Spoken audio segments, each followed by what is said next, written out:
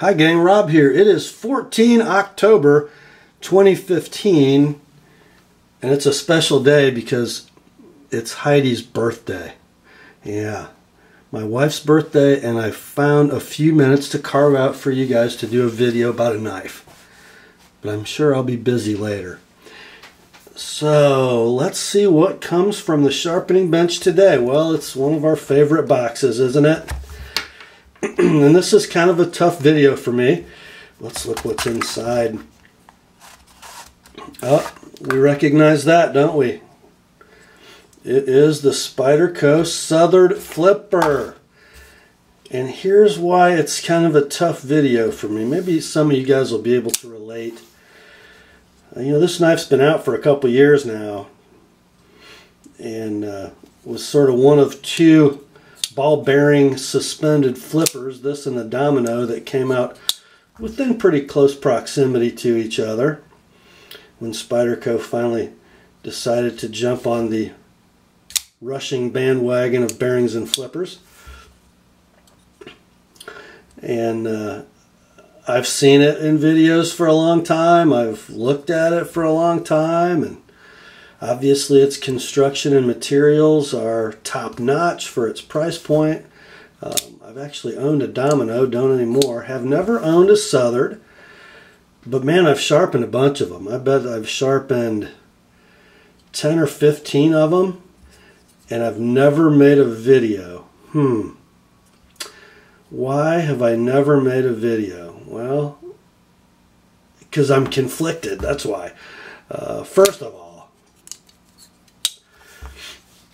well, let's talk about the nuts and bolts of the knife first before I get to the conflict.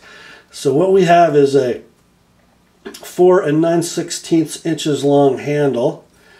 It is a titanium frame lock with an over travel stop that surrounds the pivot. It is right hand tip up carry only. Is that a red flag for anybody watching the TheApostleP channel? Right hand tip up only. It ought to be. The handle is about 525 inches thick. It has a G10 scale on the show side on top of a titanium liner, which gives the knife an asymmetrical look, and it is asymmetrical. Not just a look, it just is. That causes some consternation in our knife community. It's a little odd. The blade is fashioned of Carpenter CTS 204P, which is very equivalent to Bowler M390, just an awesome steel. It really hits the sweet spot between toughness, edge retention, and sharpenability. Takes a really sweet stonewash too. The blade is 3 7/16 inches long, so it's really that sort of large EDC or small to medium sized tactical size that so many of us really like. A lot of knives in this size class. The blade steel is 156 thousandths thick, 4 millimeters-ish. It is, what is it? Is it a drop point? Is it a modified sheep's foot? Is it a cross-section of a banana? I don't know what to call it. It's a utility blade, that's what it is. It is hollow ground from about 3/4 of its height down, which presents all kinds of sharpening issues if you are an Edge Pro user, because the hollow grind isn't straight. It's a pretty significant curve. The flats are very narrow. So do we locate on the face of the blade on the hollow grind, or do we locate on the flats? It took me a while to figure it out. Ground nice and thin behind the edge. Not maybe as thin as a Gale Bradley or a Domino, but pretty close.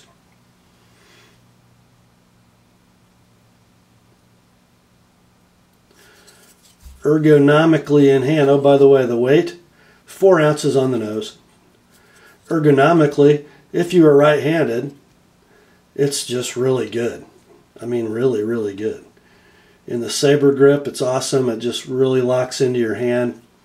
Notice how this sort of double clutched relief for the lock bar / finger groove is in perfect line with the index finger as it wraps the handle. Just makes it super secure. No way that lock is going anywhere, your index finger.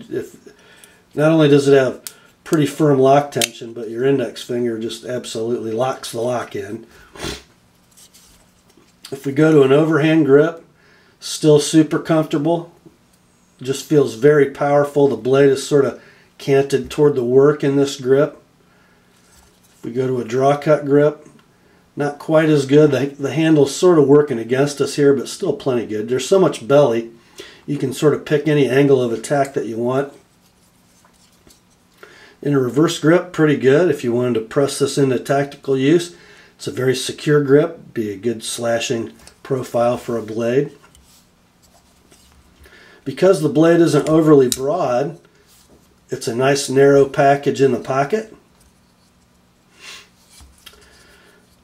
So now let's get to some of the conflict. You know, mechanically, functionally, from a utility standpoint, there's no reason not to love this knife. You know, if you can get past its sort of goofy aesthetics, a lot of people don't like the brown G10. We've got some different colorations. I think there might be I know there's a black G10 black blade version. There might be a carbon fiber Southard on the horizon. I don't know. A lot of people can't get past the lopsidedness of the handle. Those aren't any issues for me. I like a knife that's beautiful. I don't think this one is particularly beautiful. But its utility can kind of outweigh that. I've got some other reasons that I'm just not ever interested in owning this knife. First of all, the pocket clip, well, it's kind of bad, and it's for right hand only. First of all, it is sort of made, I guess, to follow the contour or the shape of the handle, which it does, but not very well. I mean, if you look at the top of the clip, it doesn't exactly follow the profile of the edge of the handle. In fact, the point almost sticks up past the titanium. Just doesn't look very buttoned up as Spydercos go. And then you've got sort of a small gap where the pants pocket would enter the clip area, and it's a small gap and a sharp point. Not an easy knife to insert. I guess if you carried it every day in the same pair of pants, you might develop some muscle memory, but it takes some wiggling for me. The point of that clip wants to catch on the edge of the pocket, and it's pretty tight retention, quite tight. So sometimes it's almost a two-hander getting it in the pocket, and the point of the clip does want to snag on stuff. Just not a good clip. I know there are some aftermarket clips made for the knife, and that's a good thing. Second of all, it's kind of a one-method knife for deployment. It's kind of flipper only. There's such a strong detent, it's very hard to get that spider hole to sweep it out. You really got to dig it, and you got to sort of keep your other fingers off the lock bar, which is hard to do. It can be done, but it's not smooth. If you go lefty, it's not an easy knife to Spidey flick. It can be done, but you have to do it in sort of a weird position. It's a flipper knife. You could almost say that the Spidey hole is for trademark purposes only. That was me. So I don't love it for that reason. It's just not a knife I can adapt to well as a left-hander. So that's why I haven't been, rushing to the camera to review a Southard. It's one of those knives that is really, really, really good at being what it is, but what it is isn't something I'm interested in. It's a really solid, EDC blade, a large EDC blade with great cutting capability, great steel, great build quality, strong materials that just doesn't appeal to me. I certainly can see why it appeals to folks who love it.